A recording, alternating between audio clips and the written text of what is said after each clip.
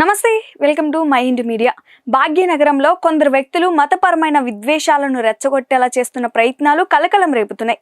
ముఖ్యంగా సోషల్ మీడియాలో మిలియన్ల కొద్ది అనుచరులు ఉన్న సయ్యద్ అయ్యూబ్ అనే యువకుడు రోడ్ల మీద నమాజ్ చేయమని ఉసుగొలుపుతున్నాడు. చట్టాన్ని అతిక్రమించేలా చేస్తున్న ఇటువంటి ప్రసంగాలు నగర శాంతి భద్రతలకు విఘాతం కలిగిస్తాయని మేధావులు ఆందోళన వ్యక్తం చేస్తున్నారు. ప్రజా సౌకర్యార్థం నిర్మించిన రహదారులను మతపరమైన ప్రార్థనలకు వాడుకోవాలని పిలుపునివ్వడం ఏ రకమైన ధర్మాన్ని ప్రజలు ప్రశ్నిస్తున్నారు.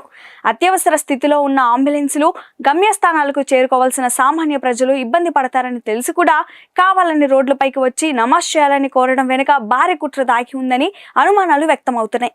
మతం పేరుతో సామాన్యులను ఇబ్బంది పెట్టడం ఏ మత గ్రంథం కూడా బోధించదని పలువురు గుర్తు చేస్తున్నారు.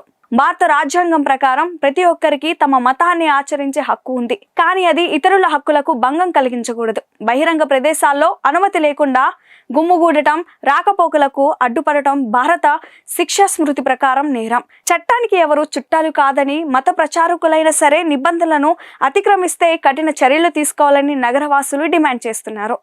హైదరాబాద్ నగరం ఐటీ హబ్గా అంతర్జాతీయ పెట్టుబడులకు వేదికగా మారుతున్న తరుణంలో ఇలాంటి మతపరమైన ఉద్రిక్తతలు నగరం యొక్క ప్రతిష్టను దెబ్బతీస్తాయి.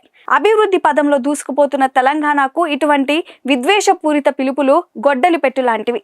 సామరస్యంగా ఉండే సమాజంలో చిచ్చు పెట్టేందుకు జరుగుతున్న ఈ ప్రయత్నాలను ప్రతి ఒక్కరూ ఖండించాలి. సోషల్ మీడియా వేదికగా విద్వేషాలను చుమ్ముతున్న వ్యక్తులపై సైబర్ క్రైమ్ పోలీసులు దృష్టి సారించాల్సిన అవసరం ఉంది. రెచ్చగొట్టే వ్యాఖ్యలు చేసే వారి ఖాతాలను నిలిపివేయడంతో పాటు మతాల మధ్య చిచ్చు పెట్టే వారిపై పీడీ యాక్ట్ వంటి కఠినమైన చట్టాలను ప్రయోగించాలని డిమాండ్లు వినబడుతున్నాయి.